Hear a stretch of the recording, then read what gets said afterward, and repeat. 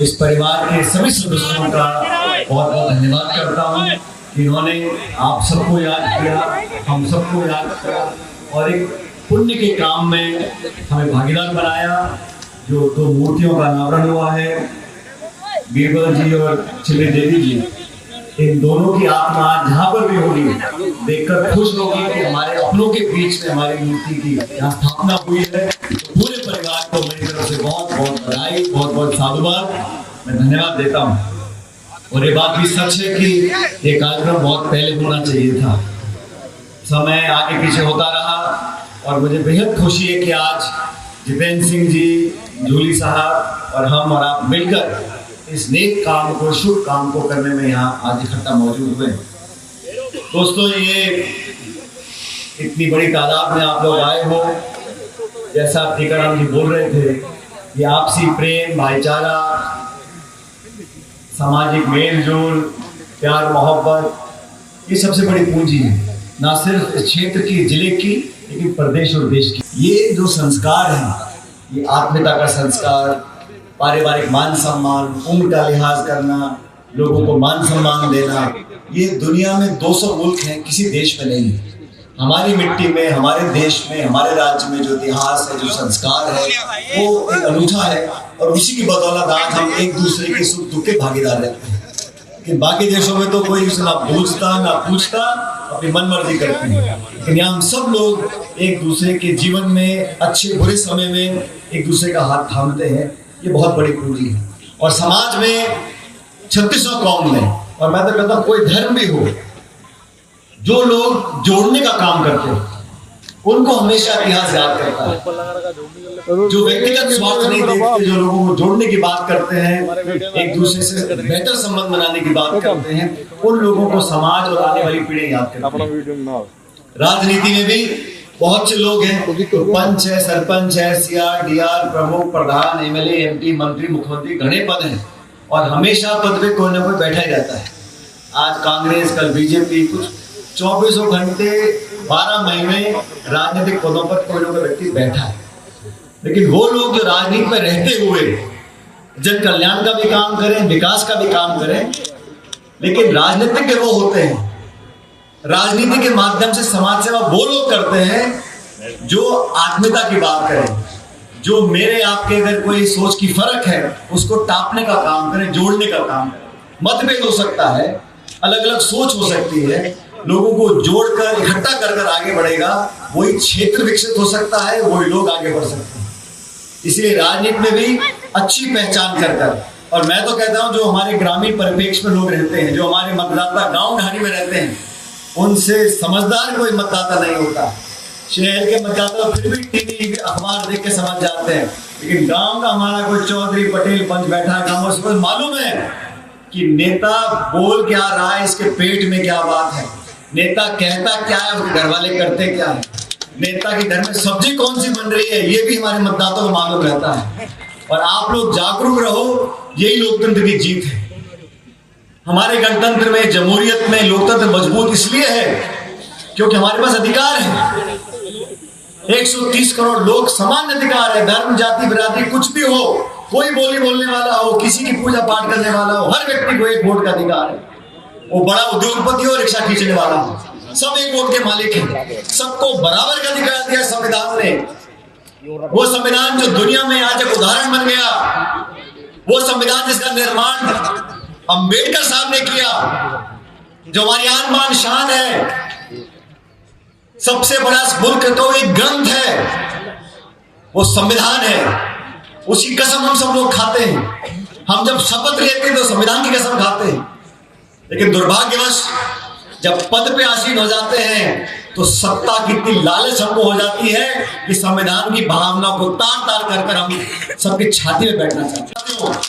75 साल ये देश को हो गया याद हुए, 70 साल संविधान हम मना रहे हैं। संविधान में जो प्रावधान लिखे हुए हैं उसको अपना मौलिक अधिकार हम लोग मानते हैं, क्योंकि अब तक जो शासन रहे 7 दशकों तक किसी पार्टी का शासन रहा हो, किसी ने भी संविधान को चुनौती नहीं दी, संविधान की मूल भावना से खिलवाड़ नहीं किया। लेकिन मुझे खेद है, मुझे दुख है, मुझे पीड़ा है, आज जो लोग सत्ता को चला रहे हैं उन्हें कोई परवाह नहीं है संविधान में क्या लिखा है, कोई परवाह नहीं विपक्ष क्या बोलता है, कोई परवाह नहीं कि संवैधानिक संस्थाओं को हम जड़ से खत्म कर रहे हैं। उन्हें सिर्फ सत्ता और सत्ता चाहिए। धनबल का प्रयोग करो, समाज में नफरत फैला दो, भाई को भाई से लड़ा दो। कोर्ट कचहरी क्या बोल रही है, निर्वाचन आयोग क्या बोल रहा है, मीडिया क्या बोल रहा है, जनता क्या बोल रही है, कोई मतलब नहीं। हमें सचेत होना पड़ेगा।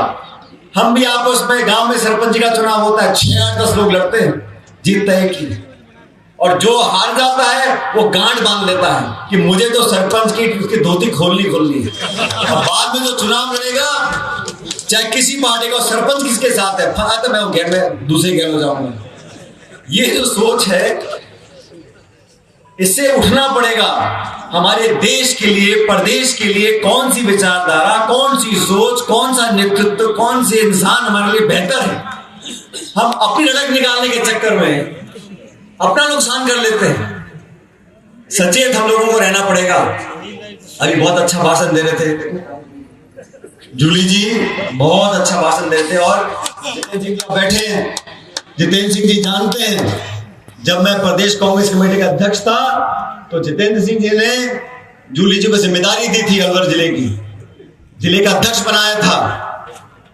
तब जूली जी ने बहुत मेहनत करी, अच्छे परिणाम हमारे जिले में आए, और उस टाइम बहुत अच्छा भाषण देते थे। लेकिन आज जो भाषण दे रहे हैं उससे बहुत बेहतर हो गया।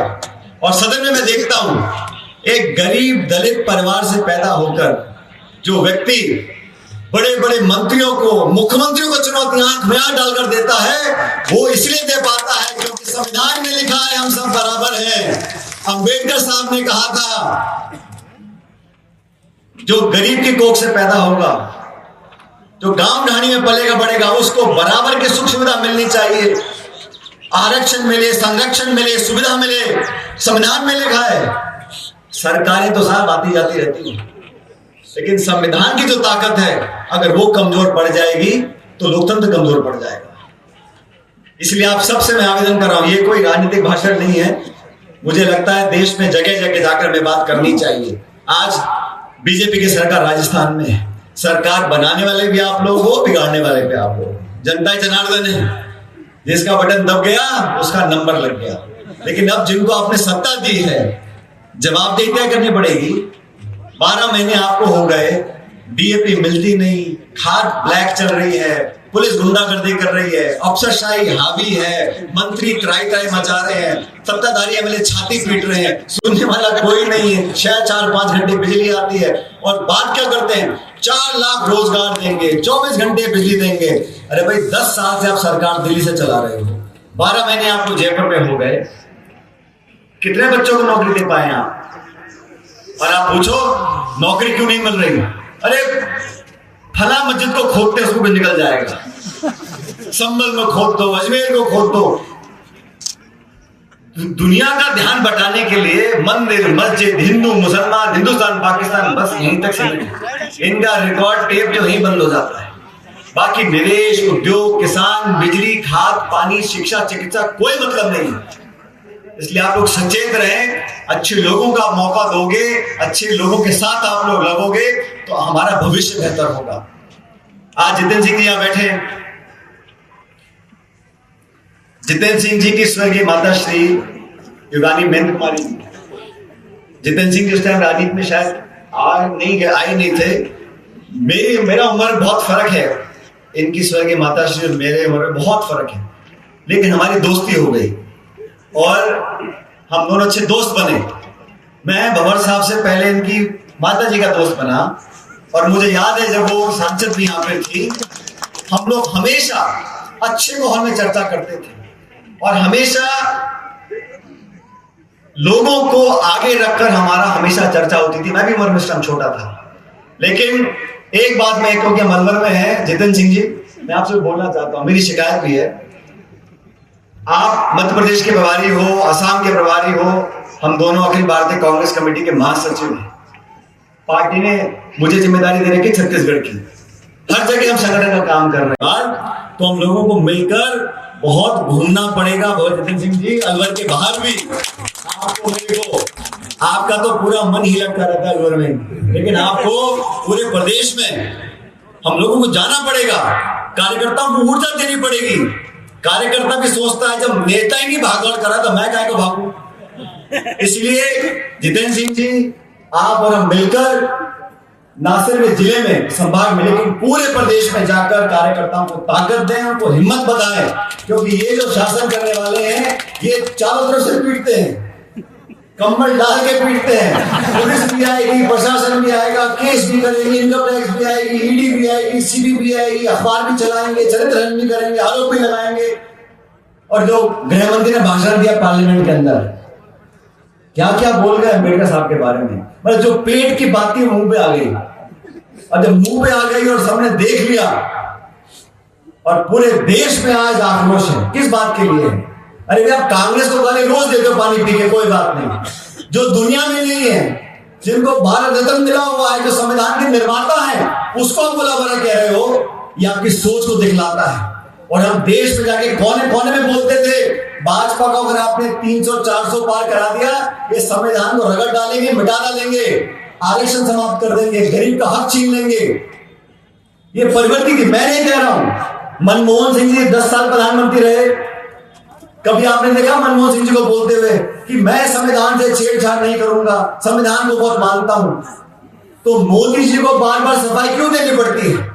क्योंकि उनके दल के लोग चाहते हैं कि 400 पार करा दो, फिर देख लेंगे आरक्षण का क्या करना हमारे को। ये लोग, इनकी प्रवृत्ति है, इसको हमें समझना पड़ेगा। और पूरे देश में आज जो आंदोलन हो रहा है भाजपा के खिलाफ, गृहमंत्री के खिलाफ, क्यों हो रहा है? पार्लियामेंट के अंदर पहली बार मैंने देखा है सत्ताधारी संसद चलाने वाले लोग, भाजपा के सांसद गेटों पे खड़े हो रहे हैं, खड़गे जी को धक्का दे रहे हैं, राहुल जी को अपशब्द बोल रहे हैं। और इनकी हिम्मत देखो, इतना करने के बाद जाके राहुल गांधी पे केस करते पुलिस का। ये सब ड्रामा यूजली रचा गया है कि गृह मंत्री ने जो बोला उससे लोगों का ध्यान हटा दो। हम तो कहते हैं ना सिर्फ उनको, लेकिन पूरे बीजेपी को माफी मांगनी पड़ेगी कि आपने अम्बेडकर साहब को बदनाम क्यों किया, उनके लिए अपशब्द का इस्तेमाल क्यों किया। ध्यान भटकाने के लिए राहुल गांधी जी को कुछ बोल दो, प्रियंका गांधी को कुछ बोल दो, कांग्रेस को गाली दे दो, थाने में फायर करा दो, सब ड्रामेबाजी है। आप लोग सब समझते हो, और इसलिए मैंने विस्तार से आपको आज जो बातें बताई, उस पर अध्ययन करना, सोचना, समझना और चर्चा करना, ये आपसे मैं कहने के लिए आया था। आपने जिस प्यार से, जिस लाड से मान सम्मान किया, साफा, माला और चांदी के घड़े मुकुट बना दिए हम सब लोगों को, उन सब की तरफ से मैं आपको बहुत धन्यवाद करना चाहता हूं। जो हमारे साथी मंच पे भाषण नहीं दे पाए, उनकी तरफ से मैं आपको बहुत बहुत साधुवाद, धन्यवाद देता हूं। आप लोगों ने जिस आत्मीयता से, जिस प्रेम से हमको आज हमारा स्वागत किया, हमारा मान सम्मान बढ़ाया, उसके लिए आभार व्यक्त करता हूं। और शुभ परिवार के सभी लोगों को पुनः धन्यवाद। मैं आपको पुनः हाथ जोड़कर धन्यवाद करते हुए विदा लेता हूं। बहुत बहुत धन्यवाद। राम राम।